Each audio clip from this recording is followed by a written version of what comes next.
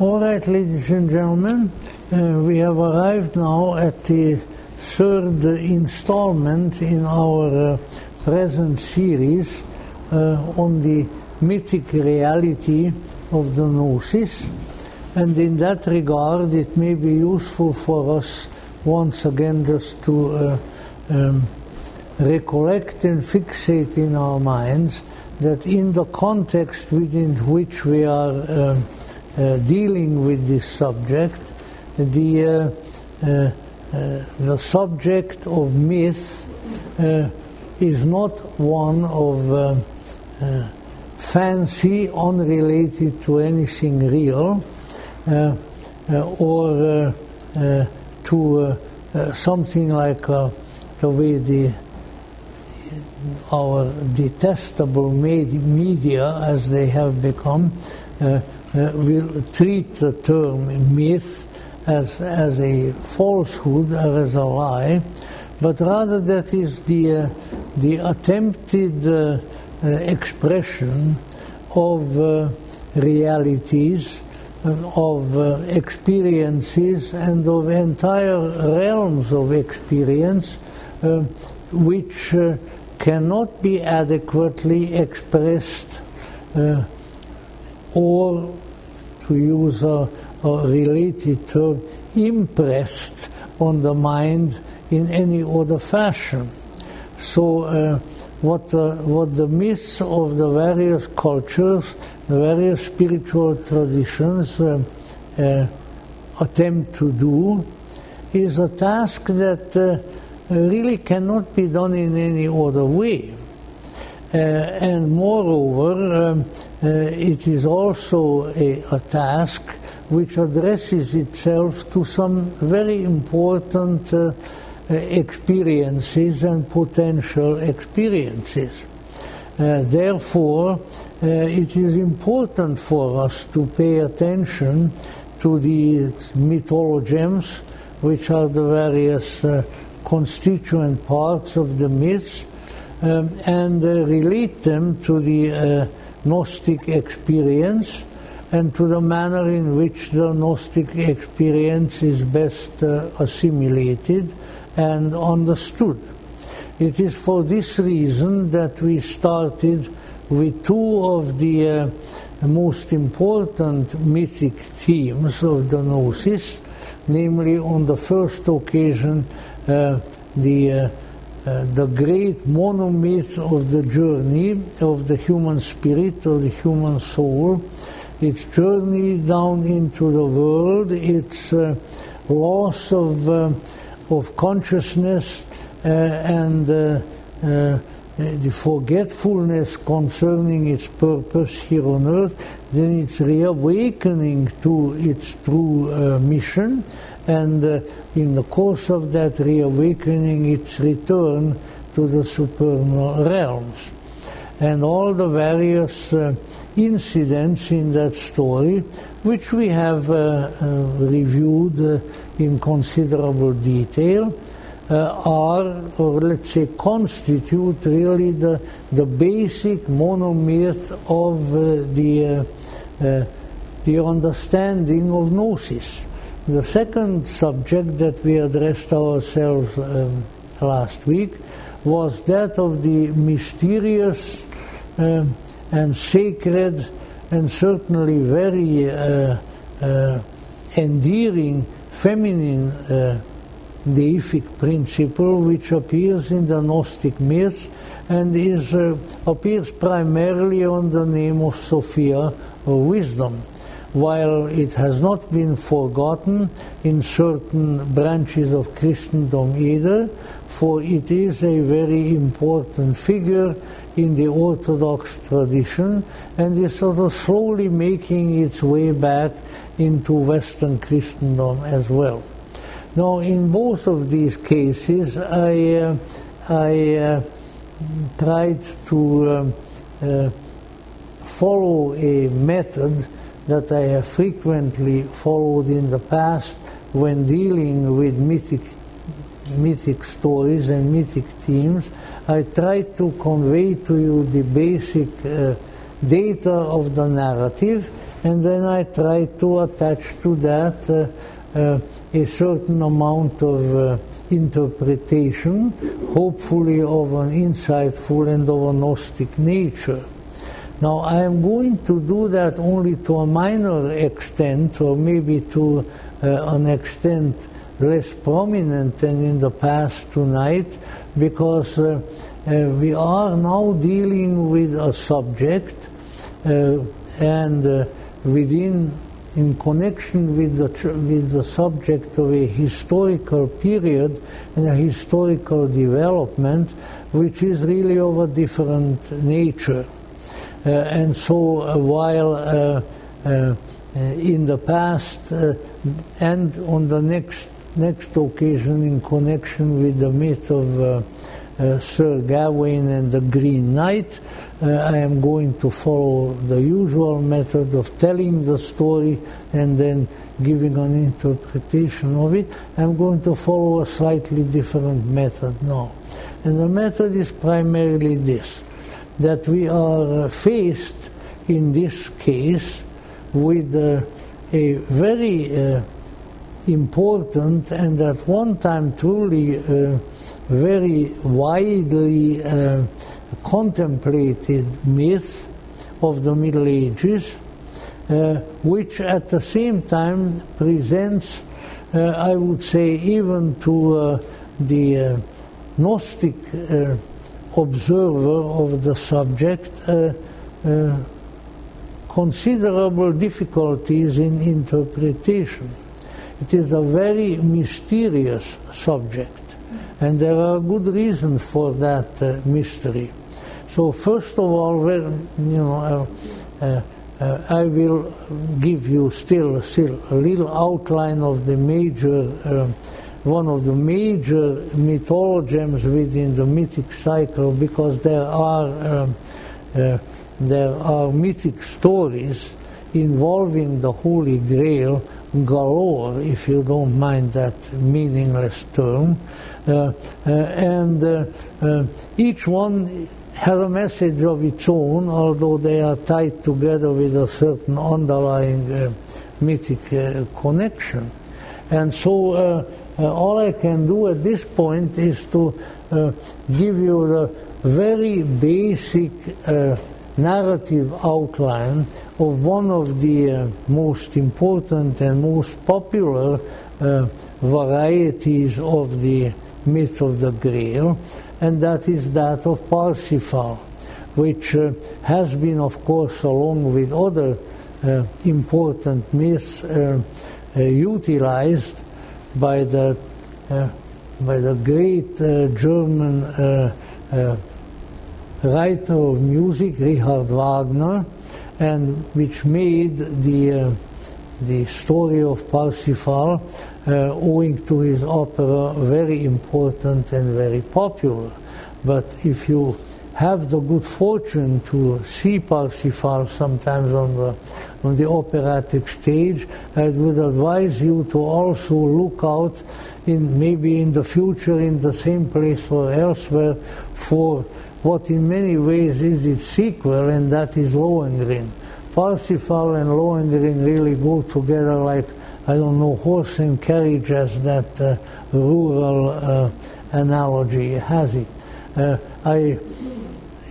is the privilege of the aged to reminisce, and so I'll do a very bit of reminiscing now too. I will never forget at our original home in northern Hungary, subsequently taken away from us by those great friends of the people, the Soviets, and their local representatives, that we were out in the country, we had no electricity, which we didn't miss at all, because we didn't very much know what it was.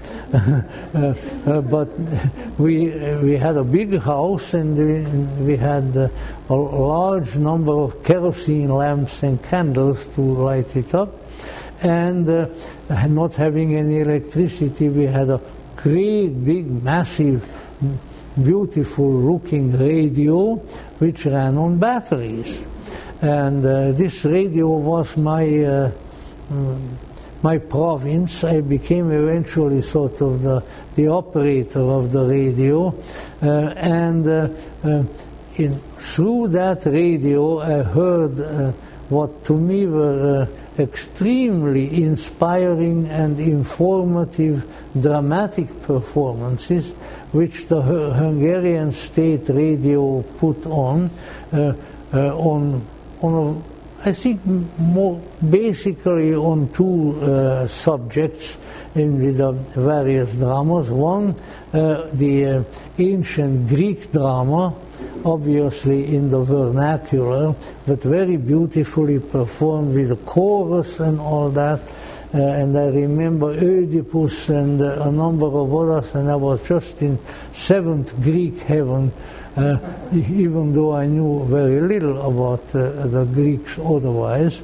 And then when that particular series was over, was also played about once a week, then there came the Grail legendary, and wonderful performances, again in dramatic form, not in the operatic form, of Parsifal, of Lohengrin, and truly excited my interest, stimulated my interest in this wonderful mystery of the Grail.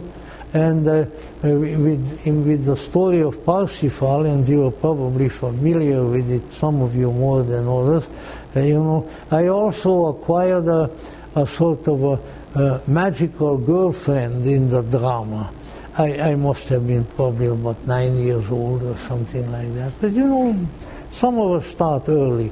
And this was the magic woman in Parsifal called Kundry, who is really in many ways sort of the symbol of the magic power in the human that is trying to wake up from the thrall of unconsciousness and awaken to the enlivening and the informative and transformative realities of the spirit. And some of I subsequently then read at least Wagner's libretto, and there is Kundry, the magic woman, who is half of the time she's in sort of a daze. She's trying to wake up in order to see the mystery, and she argues with this sleep-like condition, schlaf, schlaf, ewiger Schlaf, in Wagner's rendition. She fights against the great sleep. And of course I didn't know that at that time, but I think I know it now. This is the same swoon, the same sleep that in the story of the hymn of the pearl and the hymn of the robe of glory, the traveling, the messenger of heaven falls into this deep sleep from which he has to be awakened by a supernal call. And so, let's say I had an early acquaintance with and love for certainly the Grail myth as represented dramatically, and I have never lost that. Now, let me sort of very quickly tell you, because as I tell you, there are so many varieties and subsidiary stories and versions of the Grail myth, as I see that we could be here till the end of time to recount them all. But certainly one of the most exciting and ultimately the most famous is that of Parsifal. Incidentally, these myths were apparently most powerfully embedded in France and in particularly southern Germany. But there are crossovers to the Arthurian myth in England, and so obviously there was just a great big world of myths all over Europe at the time.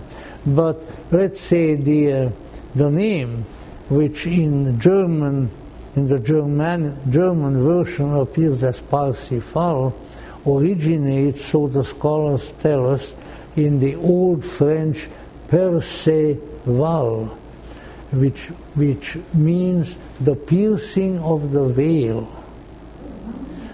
And so obviously something that can be metaphorically and symbolically expressed as the piercing of the veil is the task of Parsifal.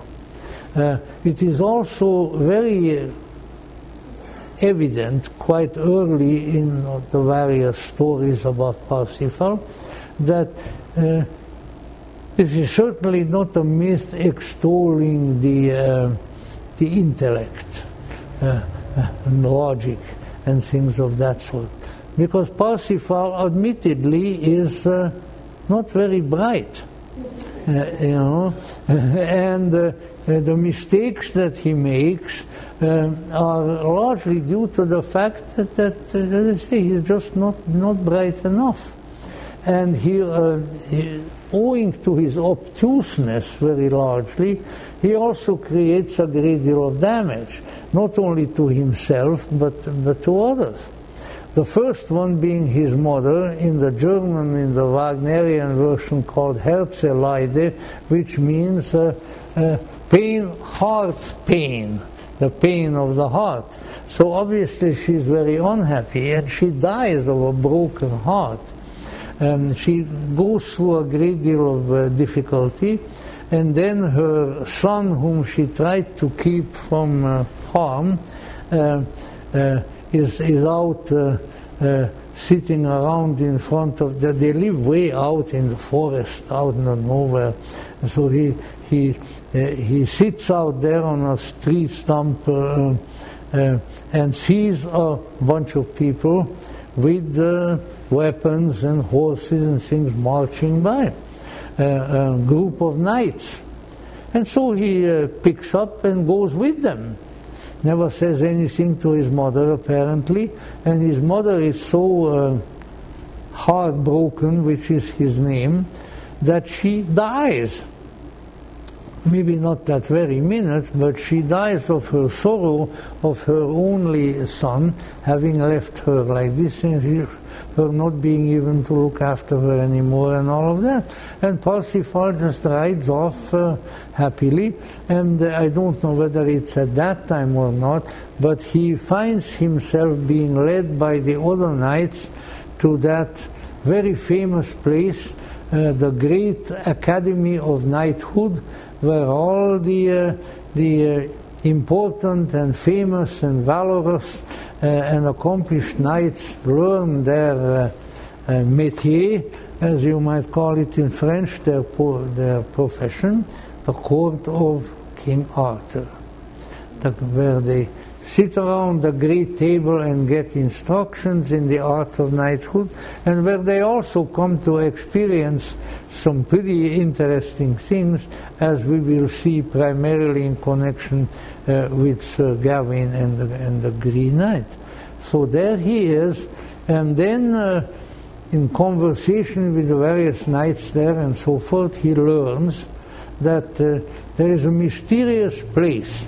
Nobody even quite knows where. Where on a high mountain there is a castle.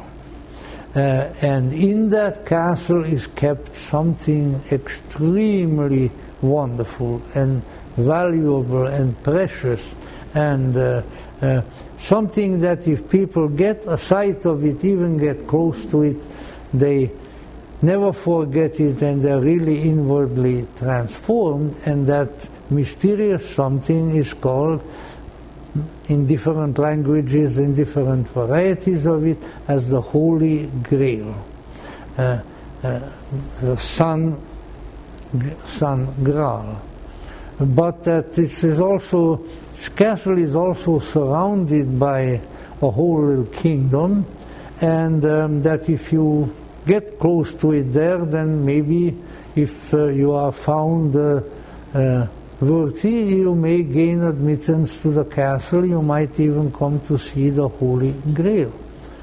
Well, Parsifal, who in German is referred to by, Wolfram of Eschenbach and Sidis were the great troubadour writers who wrote about the Grail long before Richard Wagner.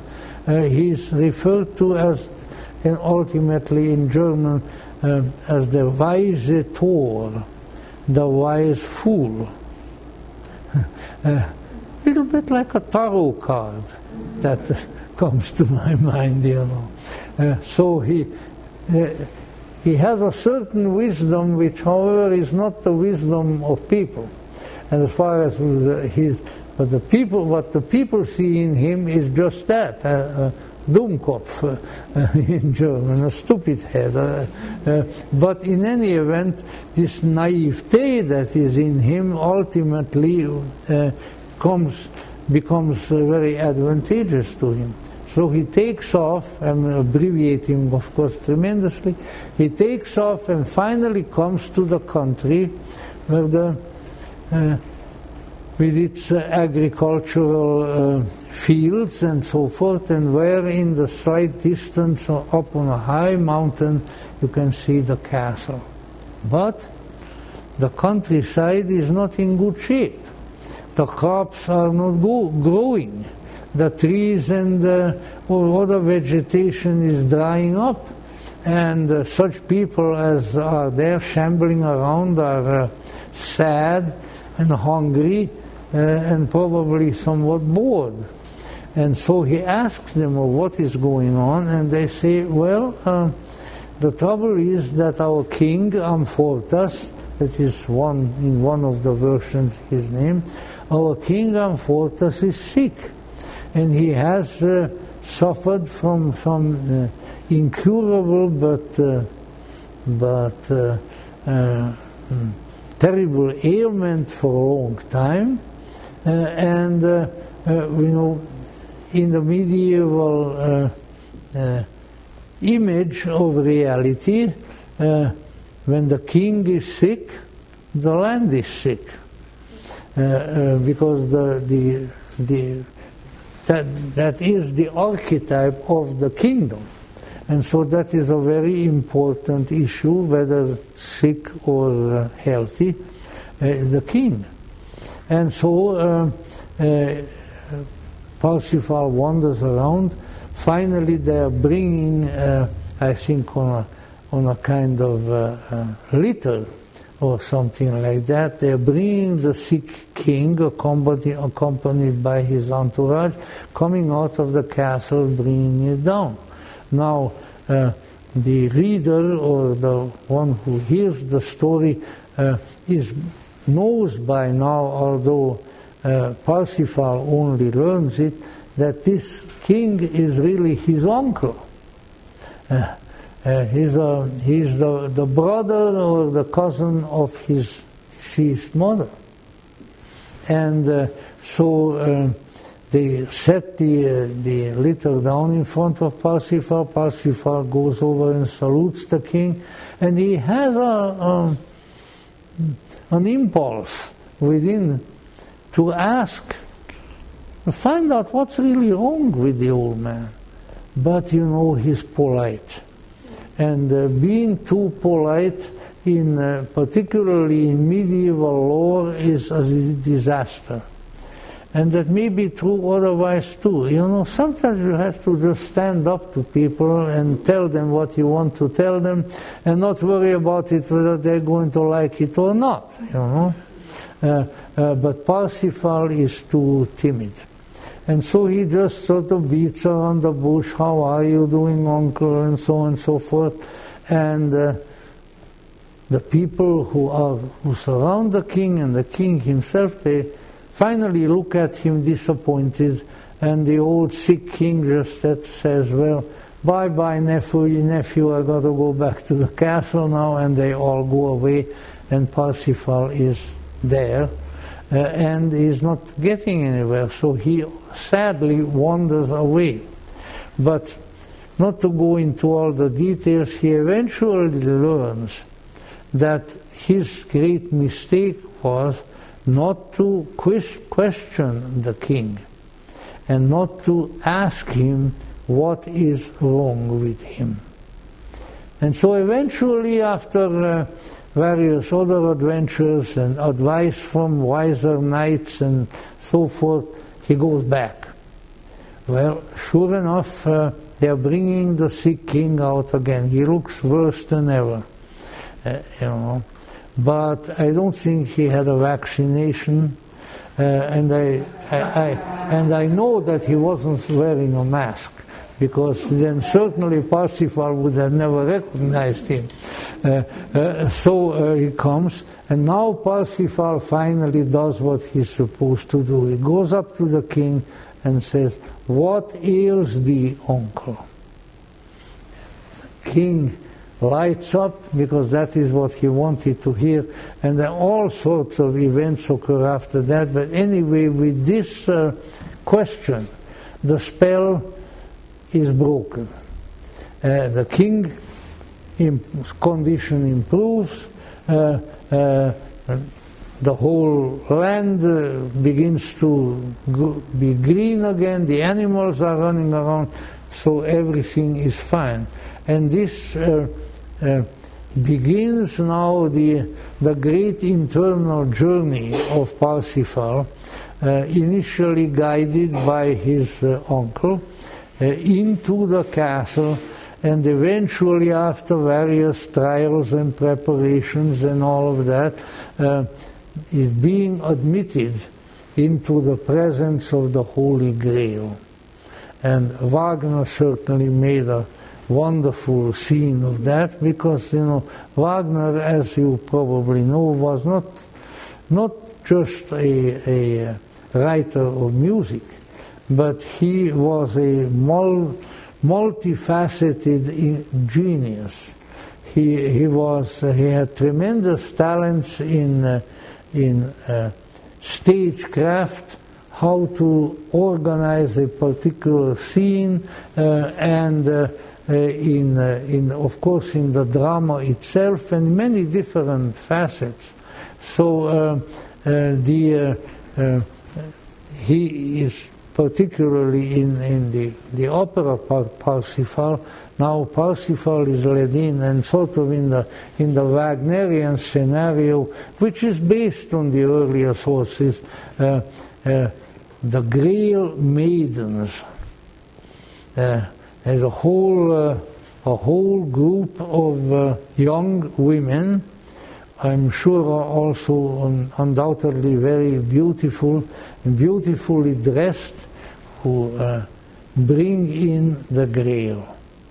And there are some knights around too, but the principal guardians of the Grail are the women, and the Grail maidens. In fact, something is rising in my mind's eye, but it fights my geriatric forgetfulness. But one of the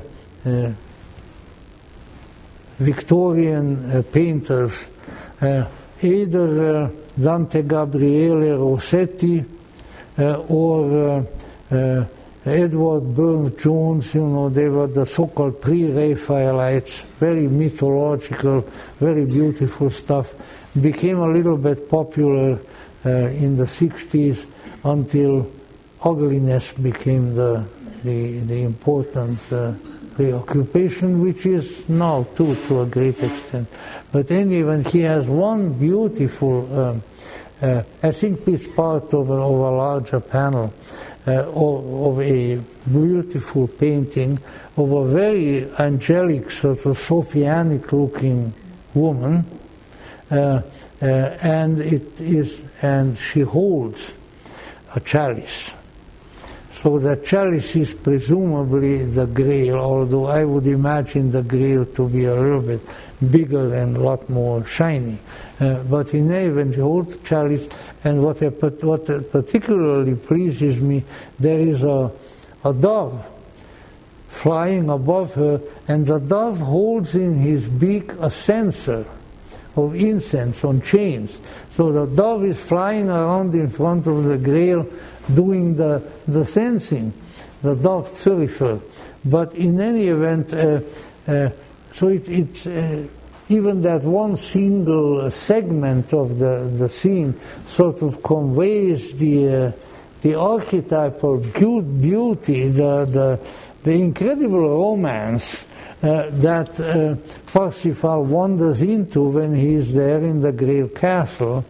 And so, there are many additional features, but let us say, under the influence of his contact with the Grail, Parsifal becomes no longer the fool, but really the wise one.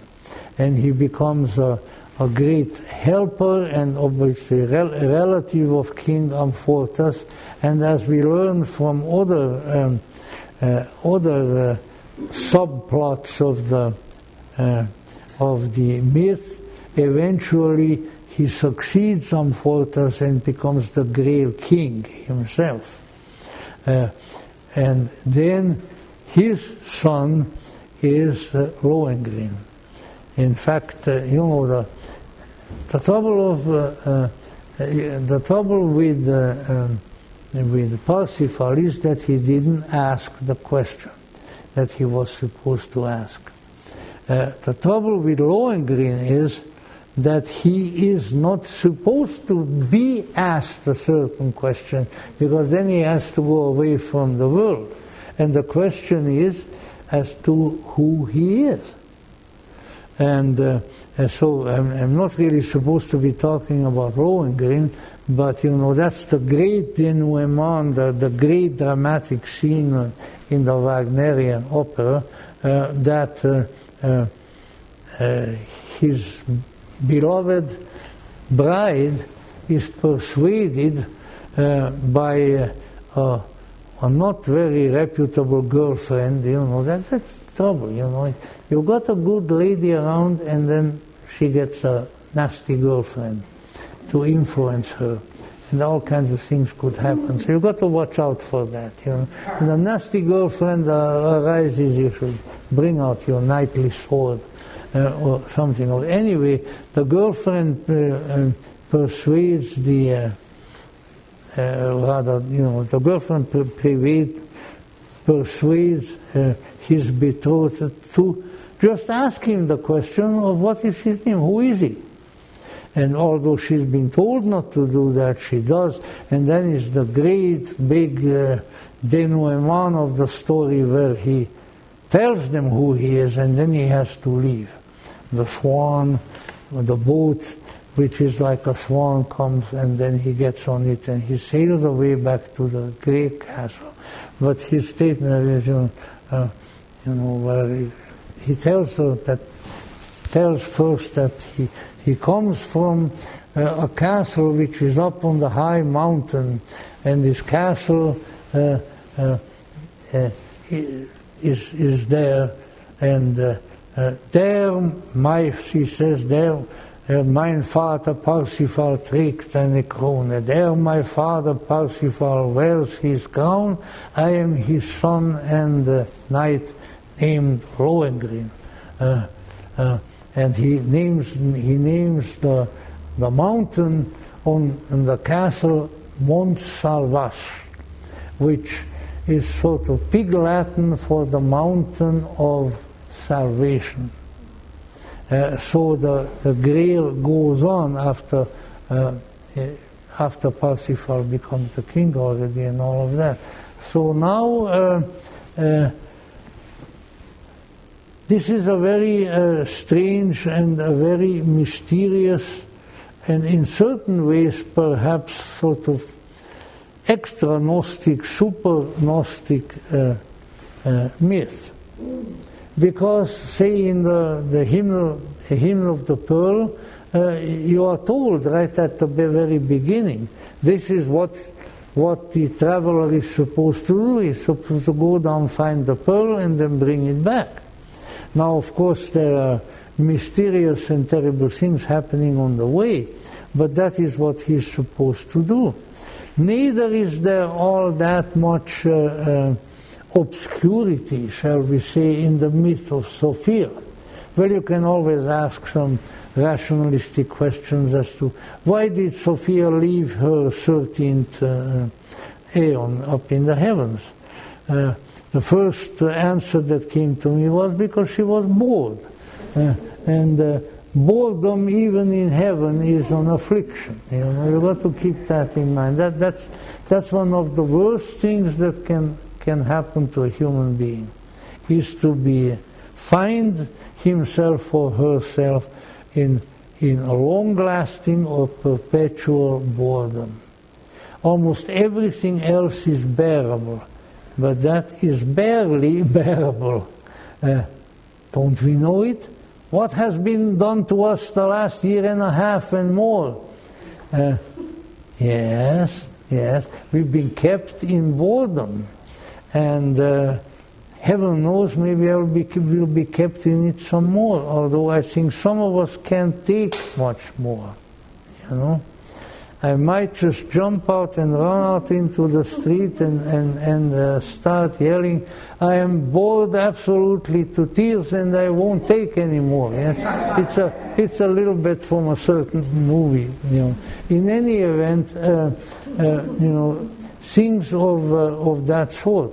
But here it's just an abiding mystery. Later on, some of the troubadours and so forth, they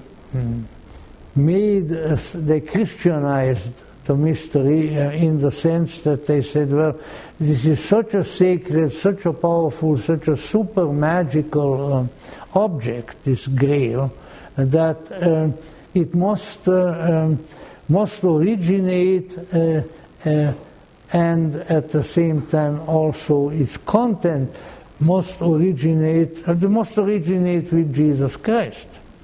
And so some of the interpretations of the Grail legend are, this is sort of often connected in England with the famous and ruined old monastery of Glastonbury and everything that is around there, because that's a legend that the Grail was taken to Glastonbury, that this was a container in which the blood of Christ that flowed on the cross was caught by his relative Joseph of Arimathea, and then subsequently it was brought to Europe and still is there, and that is the miraculous object. It's the original blood of Christ. Well, it's as good a mysterious metaphor as any other, but let's say it is quite obvious that there are,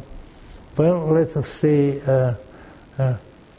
it appears to be the heir of a multifaceted tradition, which certainly chronologically precedes the Christian era, which is not to say that connecting it with the blood of the Eucharistic mystery is therefore uncalled for. It just indicates that like all great, wise and holy things in this world, they don't just start boom at one particular time out of nowhere. They have antecedents. They are an archetype that has been around a great deal. Now, let me just throw out at least two archetypal predecessors of the Grail. If you were fortunate enough to become an initiate of the great mystery of the holy mysteries of Elefsis in Greece, which was the most durable and most famous of all the mysteries. Part of the mystery, which really sort of touches off, as far as we can tell, because it was a secret, touches off the real transformation in the initiate, is what? A cup. which is called the Kekeon. And in the cup is the liquid mystery of Demeter and Persephone. And the initiate drinks a prescribed portion of the cup. And a little while thereafter, the mystery happens. A great big transformation, a tremendous visions, and a real transformation, a change in the character of the individual. Now, of course, we don't know what was in the Kekeon, but it certainly was something that facilitated that a tremendous experience of consciousness, which signaled the greater mystery of Eleusis.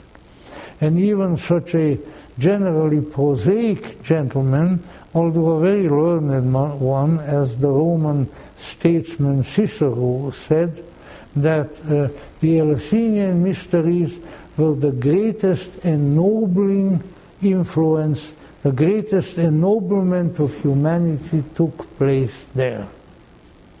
And he also said that, and apparently he may have been initiated himself because people didn't own up to those things, but he said that anybody who went through with the entire sequence of the mysteries of the Eleusinian mystery had completely lost the fear of death. Now, you know, when you can do that, then you've really done something. Mm-hmm.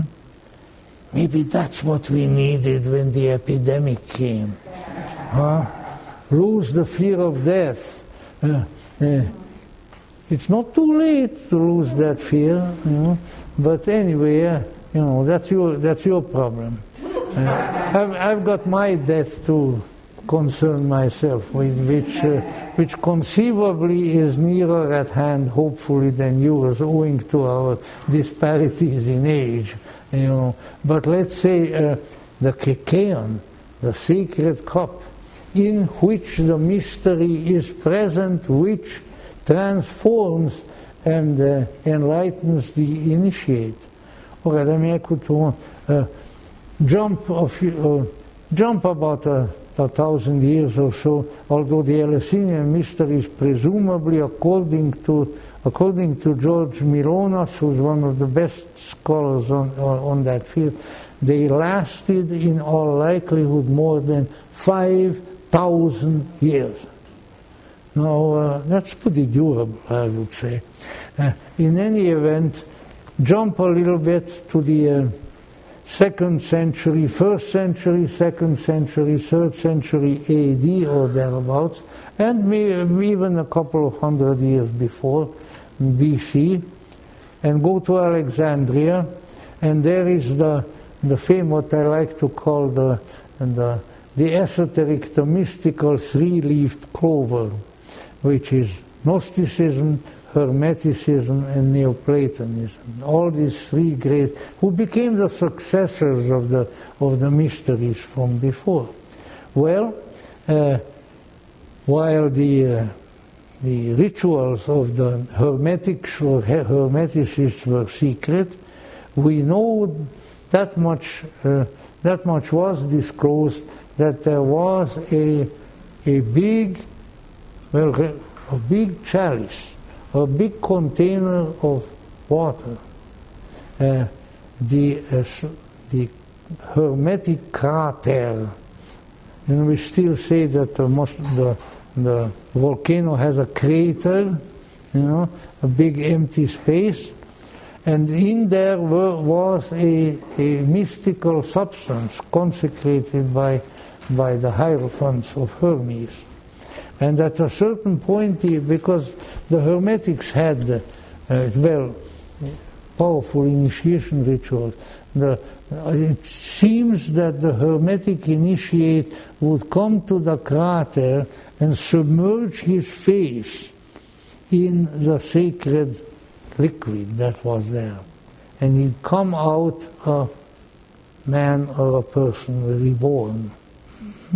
Again, and the Hermetic crater was not forgotten. And let's say already in wake of the Renaissance, in the Middle Ages, there was talk and writing, primarily, of course, in the home of the Renaissance in Italy, that the Hermetic crater may have been in some way identical with, or at least a powerful precursor of the Holy Grail. So there is a prehistory of a container within which there is a mystical liquid which changes people's insight, people's character, and gives them, well, Gnosis. The Hermetics were striving for Gnosis, just like the Gnostics, and they said so. So, in any event, we have here a mystery of great, many antecedents, and of great enduring mystical power. Now, of course, we have to keep in mind, and while I'm a Gnostic, I'm a Gnostic Christian, so I certainly would not shortchange, let's say, the Christian tradition, but certainly something of this sort appears in the Eucharist. And the Eucharist, in turn, is based on the sacred scripture of the Christians, on the New Testament, when at the time of the Last Supper, the mysterious man from heaven gives bread and wine to his disciples, and this is, of course, the beginning of the Eucharist of the Holy Mass, which is still celebrated in sacramental churches. But there is something that very few people pay attention to. And it took me until I became a priest myself to really become, I think, to a considerable extent, aware of this. And what is this? That in the New Testament itself, in the story of the Last Supper, Jesus Christ treats the bread in a somewhat different fashion from the one that he treats the wine, and not just the wine, but the cup within which the wine is found. So you have heard the words of the transubstantiation, some of you in our Eucharist or elsewhere, easy enough, this is my body. And then it's distributed to the apostles. But the cup has a long legend with it. I know it better in Latin than I know it in English, because our formula is abbreviated. Hic est enim calix sanguinis mei, novi et eterni testamenti, mysterium fidei, qui pro vobis et pro multis effundetur in remissionem peccatorum. These are the Latin words that are said over the wine. But not just over the wine. The very first word, hic est enim calix sanguinis. Calix is chalice. That's where we get the word chalice. This then is the chalice of my blood. And then comes the rest of it, of the New and the Eternal Testament, the mystery of the faith, which for you, I hope I'm not leaving it, which for you and for many is shed for the taking away of faults and for the sins. So already in the words, in the account of the Last Supper, there is a considerable difference made, at least in the formula, regarding the chalice which has the wine and the bread. Grail. So, you see, there is something here which is a chalice. And in the chalice there is something. That may be the kekeon of Elefsis, it may be the content of the crater of Hermes, and heaven knows how many others.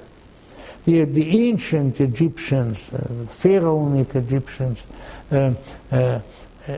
I suspect were probably the ancestors, because after all Hermes is the Egyptian god Thoth.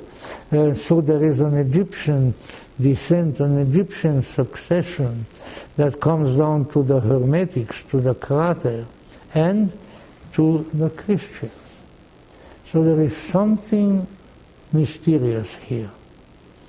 And could it possibly be something like the pearl, really the other metaphor for the mysterious thing? Because at least we can say of the pearl, in the hymn of the pearl, that it is in a liquid, it's in the water. Now, you may think that I'm hair splitting, but it's there. And of course the kekeon of Elefsis also. So there is an inspiriting. We use the term inspired. I'm inspired. It means I'm inspirited. When the spirit comes into our personality, then we are inspired. It all has to do with the Latin and Greek word spirare, which means the breath of the Holy Spirit.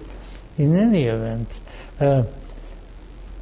and this has been written about extensively by very serious scholars. So I don't need to repeat all of that.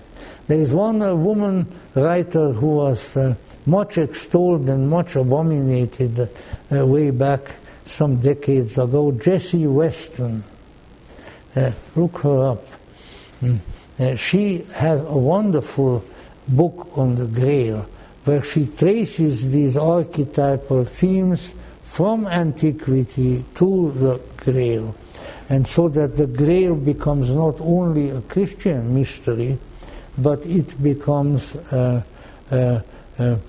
say, it becomes a perennially present, transforming spiritual agent, which comes back from the beginning of time, but it in some fashion is always there.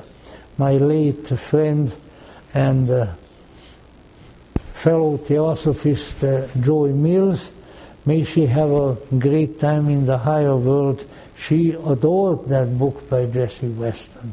And it, again, the details don't matter. See, the scholars always try to present all kinds of details to you in order to prove their point. But the details may not be important, but there is something here that comes from way, way back and continued, and was apparently by some mysterious means also discovered at some point in Christianity, and became the legendary mystery or the mysterious legend of the Holy Grail. But now here is a problem, and for that I recommend some of the essays here. I'll tell you which one. This is a fabulous little book. It is entitled The King and the Corpse. It was written by the great German scholar of mythology and inspired scholar Heinrich Zimmer, who in turn was the principal guru, I'm sure he would not mind use the term, of Joseph Campbell.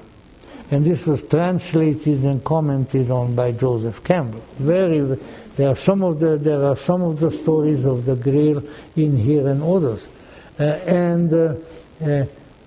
Heinrich Zimmer, and maybe as interpreted to some extent by Campbell, is of the view, which other scholars have been too, and I have one of them here, whom I should mention, kind of a contemporary probably of, this is an English author worth considering. His name is Francis Rolt Wheeler, one of those British hyphenated names, and who has a very fine work entitled Mystic Gleams from the Holy Grail. I'm sure it's still in print. And here he recounts an interesting tradition, so that he feels, noted in medieval lore. According to this tradition, which he feels can be proven as having existed, the first vision of the Grail, confrontation with the Grail, was granted by Christ himself to his apostles. Or so the medieval legend goes.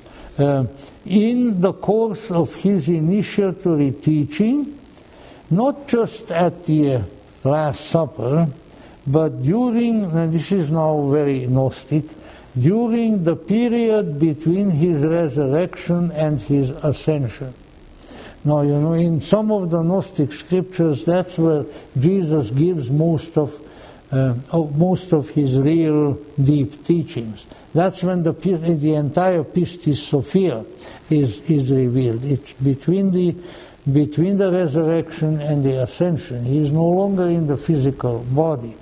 But now this author says, he also states that the Grail is the symbol of the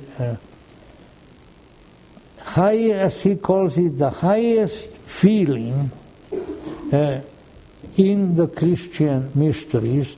And if you look at his writings, what he really means is a radical change of consciousness accompanied by a very intense feeling. And we know from psychology that, you know, mystical and sort of mystically related states of consciousness are accompanied by very intense emotion, you know.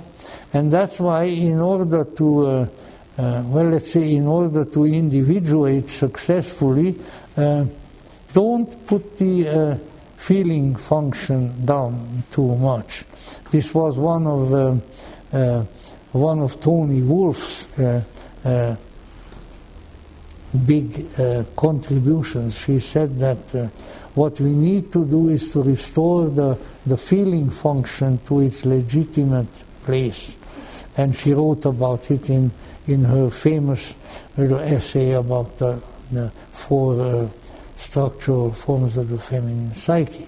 So anyway, to kind of interpret a little bit Rolt Wheeler's thesis, what has happened, and this is undeniable, I think, what happened to the Christian people once Christianity came to evangelize, as they are often called it, all of Europe and much of the Middle East and so forth, was that the original ecstatic, transformative, individuational element and ability in the Christian faith declined. Well, you know, there's really nobody to blame for it, because it hardly could have been otherwise. Look at the people, the majority of the people who came into the Christian faith. I mean, they were dumber than Parsifal at his dumbest. You know, they were extremely primitive, unintelligent people out of the oak forests of Saxony and Germany and things like that. You know, I mean, honest to God, pretty doggone stupid people. How are you going to convey to these people a subtle transformative mystery like the Grail? Well, I tell you what, you got to be a smarter cookie than I am, and I have dealt with a few stupid people in my life, but fortunately also with some smart ones, which compensate for it. But let's say, that was one thing. So it was an entirely different cultural mixture, a new alchemical pot, largely composed of very primitive Nordic people, with a bit of ameliorating Mediterranean element with it or so forth. The people as a whole, the Christian communities, were not ready for a mystery like the Grail. You had to teach them how to behave. Maybe you had to teach them how to eat without eating the bones or something like that. It was a very primitive situation. And yet the Christian missionaries, priests, were convinced that these people had to be converted, because that's how they interpreted the biblical statements, to go out and baptize all the people everywhere. But what came of it was a very kind of, pardon the expression, low class, and to a large extent unintelligent mass of people. Now, they were better off than they were before. I mean, some of them, if you look at the behavior of the Germanic tribes and Vikings and people like that, I mean, these were wild people. And just to be able to make them behave in a little more mellow fashion was already a great big accomplishment. So we have to give the Christian missionaries some credit for that. But, anything deeper than that, these boys and girls were not qualified for that. Now, I hope I'm not doing anybody retroactively any injury, but I think that really the historical data proves that. But now something was missing. Oh yeah, the people were behaving themselves better. They were killing each other a little bit less often. Maybe if they had been a bit cannibalistic here and there, which existed practically everywhere, maybe they gave up eating other people, which is,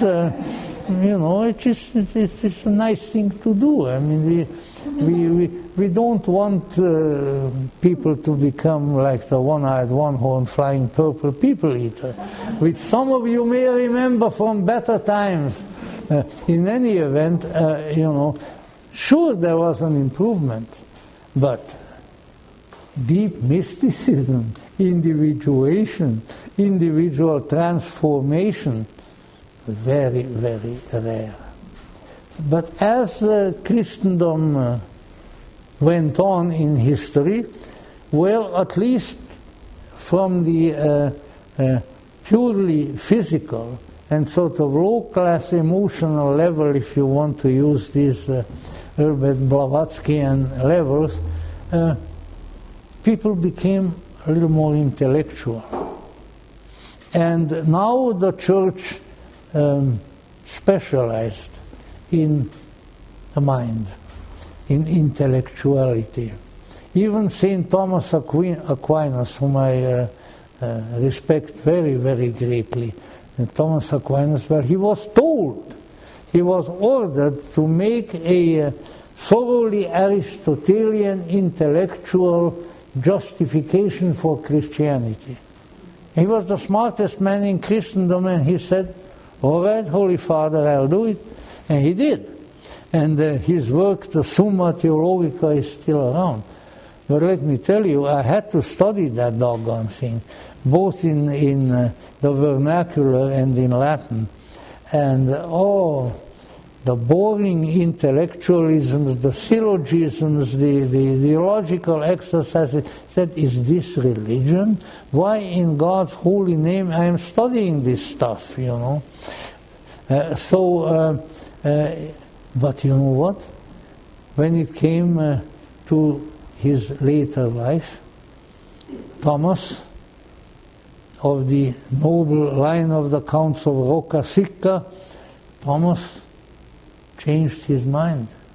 And he said openly, from the pulpit in church, everything that I wrote is like so much straw, he said.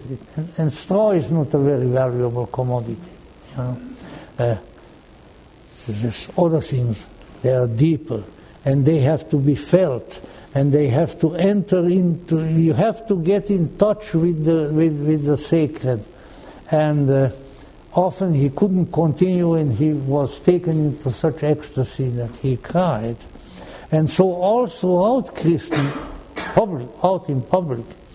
And for grown men to cry wasn't all that kosher, although he was not Jewish. But let's say, so both in terms of the primitive sensate cultures, which changed into a culture at least led by the intellect, there was still something missing. What was missing was the mystical, was the Gnosis. And so how did it manage to creep in to some extent? It crept in by way of the mythology, particularly of the myth and the many sub-myths of the Grail. And the Grail told mythically to people that, boys and girls, there is something else. Something very, very deep. If you drink of this mystery in your soul, you're going to change. You're going to be transformed. You're going to be close to Christ. Maybe you are going to be like another Christ. But you have to do those things. But the only way it could be taught really, and not being branded a heretic and maybe burnt at the stake, was to make a myth out of it. And yet the myth led people in their consciousness to the deeper mystery, to the content of the Grail. And with it, the transforming feeling which comes with real internal transformation and the coming of the mystical recognition. Now there were people from now and then. Okay, we are okay. And there were people now and then who, due to various historical circumstances, did catch on to some aspect of the ancient Gnosis. But they were called heretics. And the biggest group of them were the Cathars in what is now the south of France.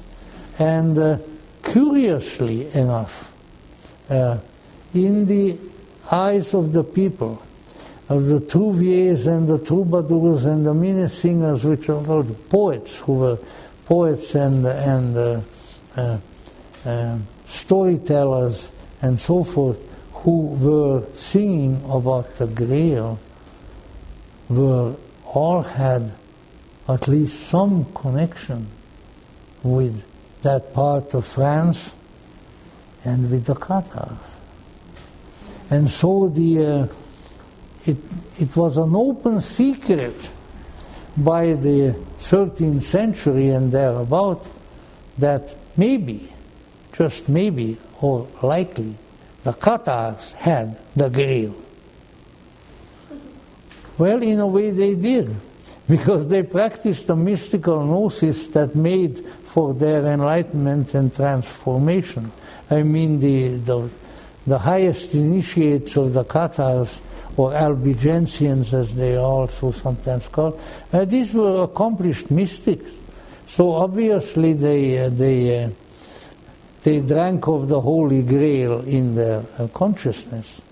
So what did the powers and the power of the church do too? Out with them, off with their heads, or rather more importantly, burn them up. because these people had discovered something that you're not supposed to discover. You know, if an individual saint here and there, Thomas Aquinas, Saint Francis, number of other people, Teresa of Avila, Catherine of Siena, you go on and on. Yeah, there were individual saints who certainly achieved a great deal of mystical transformation, and they did it within the, at least under the cloak of the church. They didn't rebel, and therefore they were allowed to live. Although in some cases, as one wag put it, with some of the mystics, the church didn't know what to do with them. Shall we canonize them, or shall we burn them? And at least in one case, they did both. Who was that? Saint Joan of Arc. You know, first she was burnt at the stake. Later on, she was declared a saint. You know, it was a difficult situation going through those long, dark ages. It was there. Nobody bothered you if you listened to a poet singing about the Grail. Nobody bothered you if you got excited and maybe even a little bit, or not so little bit, internally transformed by contemplating the Grail, that there is such a mystery. No, that was not heresy, that was poetry. Oh, thank God for the poets, sometimes, as long as they're real poets. You know. So, there is a growing growing opinion in pretty respectable scholarship of the Middle Ages and of religion that the Grail legendary had a foundation within some sort of very secret mystical practice, and that it was really one of the ways in which the mystically transformative Gnosis survived a long period of very difficult period in history and in the Dark Ages. Now, of course, you know, we don't want to go into a lot of history, but maybe the Renaissance, which was really at the end of the Dark Ages, of Middle Ages anyway, maybe the Renaissance helped, because what was the spiritual heart of the Renaissance, as some of the scholars have discovered? It was Hermeticism, because the Hermetic writings, the Corpus Hermeticum, have been discovered mysteriously out of nowhere. All of a sudden, here they were, and in Florence, in the beautiful Firenze, Lorenzo di Medici, the magnificent Il Magnifico, said, "Hey, these things are important." They were in Greek, and let's translate them. And they made Ficino, his chief translator, even put aside the writings of Plato in Greek. He said, "We'll go and translate that later. Let's translate this stuff." So, who were some of the people who had the karate and the initiation with that Grail-like thing in Alexandria and there? The Hermetics. And it already gave the culture a tremendous boost. There would be no Shakespeare, there would be no Elizabeth I, there would be no Boccaccio, there would be just about nothing of the Renaissance culture if it hadn't been for the Hermetic spirit within it. And you may answer, what happened to it? Why didn't it take over Christendom?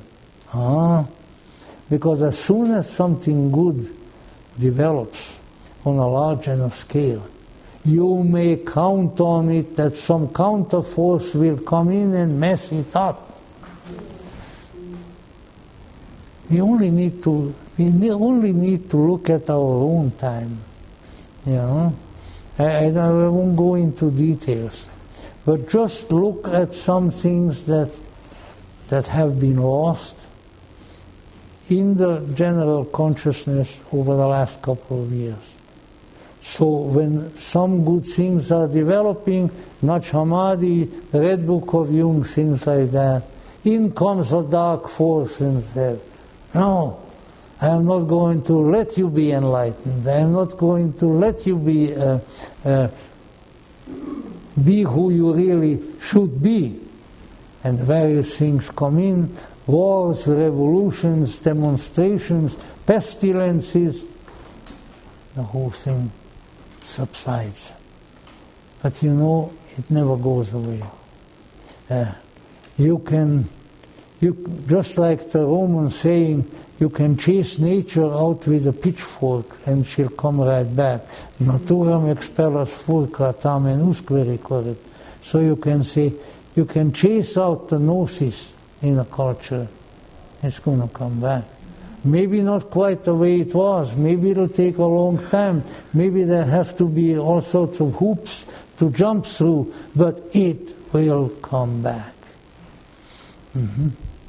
So the Grail, the stories of the Grail, the great dramatic poetry of the Grail, and the people listening to it, and the people in their mind, in their inner vision, journeying to Mont Salvas, to the Grail castle, and there communing with the Grail, was there. And it never was lost. And in various ways it has come back at different times. So this needs to be kept in mind. And maybe particularly the Parsifal story, but it's the one that I'm more familiar with than the others, is really a wonderful metaphor for the way these things happen. We are all the wise fools. We are all stupid because we don't recognize the truth when it looks into our face. We go after various things that don't amount to a hill of beans, you know. Our entire culture is doing it. What is a secular culture but a great big bunch of fools? Yeah. So that a fool has the capacity to become wise. If he follows the road to the Grail, if he becomes a proficient knight who will be able to fight his way over to Mont Salvas, and who then will maybe eventually, once he wises up, when the fool wises up, will ask the right question. Then everything changes. You see, this is the real concern about ecology. Parsifal restored the ecology of the Grail kingdom by what? By becoming wise, by asking the right question. He didn't go to technology. For one thing, there wasn't any. He didn't go to the chemical companies or their enemies or all of that. But he went to that little bit of Grail substance that was in him. And that is what changed Parsifal from the fool to the wise. So there are very, very important issues here. Are we interested in partaking of the Grail? Are we interested in a greater consciousness, in something transformed? Are we interested in being conscious instead of being unconscious? Or not? If we are not, Well, too bad for us. But on the other hand, I think that there are quite a few who do. That in the deeper recesses of our nature, we all long for that. We all at some point walked up mysteriously to that big mountain. And some people in modern times have Serrano, Jung and others equated the mountain and the ruined castle of Montségur in the Languedoc, the last great Cathar stronghold. They equated that with the Grail castle. And I think, anyway, one of the many visitors who went there wrote this down, and he was climbing up the mountain as we, the seven dwarfs, as we called ourselves a number of years ago, climbed up the mountain. Oh, let me tell you, it was May, we thought it was going to be good weather. It was wet, everything was full of mud. If I hadn't had my doctor friend next to me, I would have fallen down. I had a bad knee and all of that, but we got up there. And so somebody else at some point, I think during World War II, went there, and he met an old shepherd on the slopes of Montségur. And the old shepherd said, "You have come to the right place." He says, "Down under this mountain is the Grail. And it is guarded by Esclarmonde, one of the martyred great Cathar adeptesses. And she will come back, and she will bring the Grail. So be reverent when you walk here, because this is the place of the Grail." Well, maybe he just had a good imagination, but in a metaphoric sense it's true. Underneath the mountain of this world, the Grail is there. We have wandered away from it. We have turned our attention and our allegiance to other things. But the real is real. And the real will endure. And the real is something that lasts. And there is no politics, and there is no so-called science or anything else that can do away with it. Why? Because unlike all these other things, they have a partial reality. But there is a reality that is totally and completely real. It is real in the beginning, it is real in the middle, and it is real in the end. And therefore, if you have come to that real, if you come to that Grail, then you are becoming real too. And you'll recognize that all this long time before, when you were involved in all the balderdash and the nonsense of the world, then you were walking in unreality. And the real was right there close by, but you didn't look at it. It was calling out to you, but you didn't look at it. You thought that you had other things to do. And yet, even some of the other things, as so many people are in part rightfully interested in making nature bloom again. Yeah, when you ask the right question, then the kingdom is regenerated.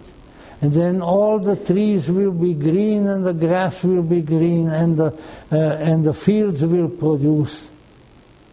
But you know what? We are not asking the right question.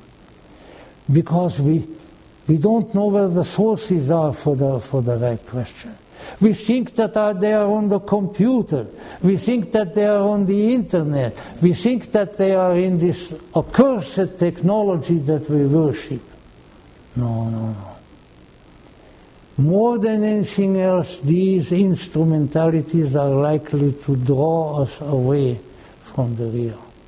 But if we ask the right question, then all of these things can be all right.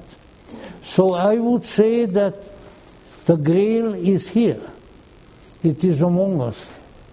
if we only open up our eyes and our minds and we change from the fool into the wise Parsifal.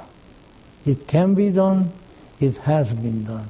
There is no real reason why it couldn't be done except the counterproductive, unspiritual, miserable leadership of this culture.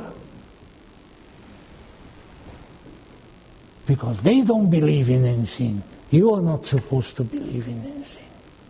Because they don't know that there is a Grail. You are supposed to be the same way. But the fact of the matter is that you have it within you to discover. You have it within you to recover. Largely because there is a little facsimile of the Grail and of its contents within you already. And that is what will guide you. Because that is really what guided Parsifal and all the others. And therefore, once again we find ourselves in a historical period when not only Christianity, but the spiritual things are not valued anymore. They are not even recognized as existing. And what we think is reality is being worshipped, but will betray us. Because in the long run, everything but the divine will betray you. You know what? I think that just about everything, everybody in this room has experienced that to some extent.